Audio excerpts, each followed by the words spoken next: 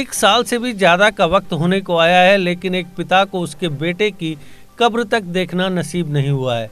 सेना के लिए काम करने वाले शाकिर वागे के बारे में समझा जाता है कि उन्हें आतंकवादियों ने मार डाला एवं उन्हें किसी अज्ञात जगह पर दफना दिया, लेकिन इस घटना के साल भर बीत जाने के बाद भी उनके पिता को आस है कि वह किसी न किसी दिन अपने बेटे की कब्र ढूंढ लेंगे।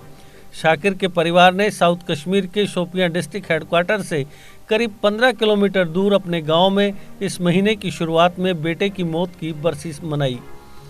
शाकिर परिवार का भरण पोषण करने वाला एकमात्र मेंबर था।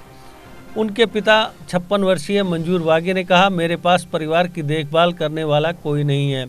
अब इस उम्र में मुझे रोजी रोटी की खातिर काम की तलाश में खेतों में भटकना पड़ता है।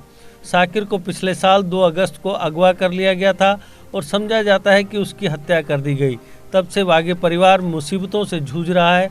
शाकिर के लापता हो जाने के बाद मंजूर का बड़ा बेटा ट्रक ड्राइवर मुजफ्फर किसी हादसे का शिकार हो गया और अपाहिज हो गया।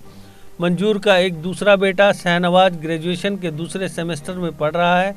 मायूस मंजूर को दुख है कि डिस्ट्रिक्ट एडमिनिस्ट्रेशन और पुलिस ने शाकिर की लाश को ढूंढने में मदद करने की परिवार की गुहार पर कोई ध्यान नहीं दिया, जिसके बारे में समझा जाता है कि जिस तरह वह गायब हुआ था उसी दिन आतंकवादियों ने उसे मार डाला था। शाकिर जब अपने घर से बीही बाग में सैन्य कैंप जा रहा था तब आतंकवादियों ने उसे अगवा कर लिया। अगली सुबह उसकी कार जली हुई हालत में मिली और बाद में खून से सने उसके कपड़े मिले। वह टेरिटोरियल आर्मी की 162वीं बटालियन में तैनात था, जो सेना की जम्मू कश्मीर लाइट इन्फेंट्री से संबंध है। एक सैन्य अधिकारी ने कहा, शुरू में यह माना गया था कि वह शायद आतंकवादियों के साथ हो गया, लेकिन प्रतिबंधित अल बदर आतंकवादी संगठन के स्वयंभू कमांडर शकूर पारे ने शाकिर की हत्या करने का दावा किया। पिछले साल अगस्त में आतंकवाद निरोधक अभियान के दौरान 44 राष्ट्रीय राइफल्स ने अल बदर के आतंकवादी शोएब का सरेंडर कराया था, जिसने जांचकर्ताओं को बताया कि शाकिर की पारे ने हत्या कर दी एवं किसी अज्ञात स्थान पर दफना दिया। अधिकारियों ने बताया कि इस बीच सेना ने पिछले 1 साल में 27 स्थानों पर खुदाई की और उसने शाकिर को मृत समझ लेने की बात घोषित करने के लिए कागजी कार्रवाई शुरू कर दी ताकि वागे परिवार को कुछ राहत मिले।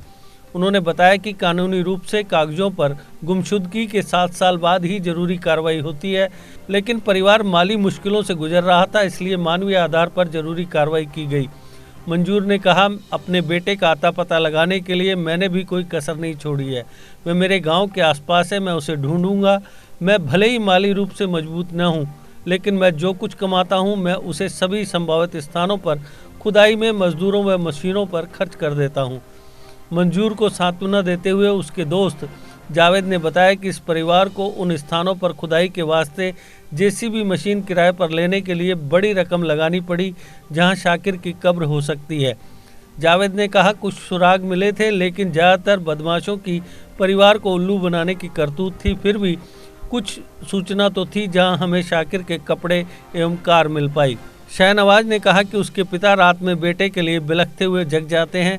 आखिर भाई उनके बुढ़ापे की उम्मीद था। अब मैं उनकी उम्मीदों पर खरा उतरने की कोशिश कर रहा हूं। ये परिवार निहामा समेत आसपास के सभी गांवों में अपने बेटे की लाश की तलाश कर चुका है। निहामा में ही शाकिर की जली हुई कार मिली थी।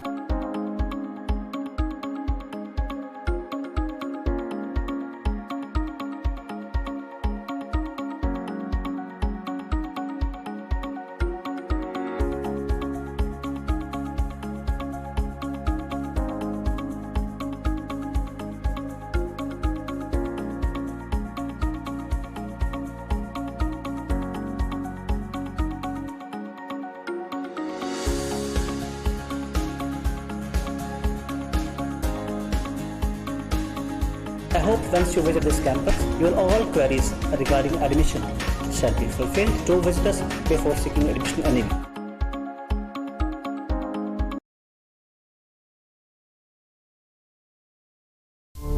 जीके अपडेट रहे हमारे साथ। अगर आप ये वीडियो YouTube पर देख रहे हैं तो हमारे YouTube चैनल को सब्सक्राइब करें और बेल आइकन को क्लिक करें। अगर आप ये वीडियो Facebook पर देख रहे हैं तो हमारा Facebook पेज लाइक जरूर करें। For advertisement, please contact 705-109-1811.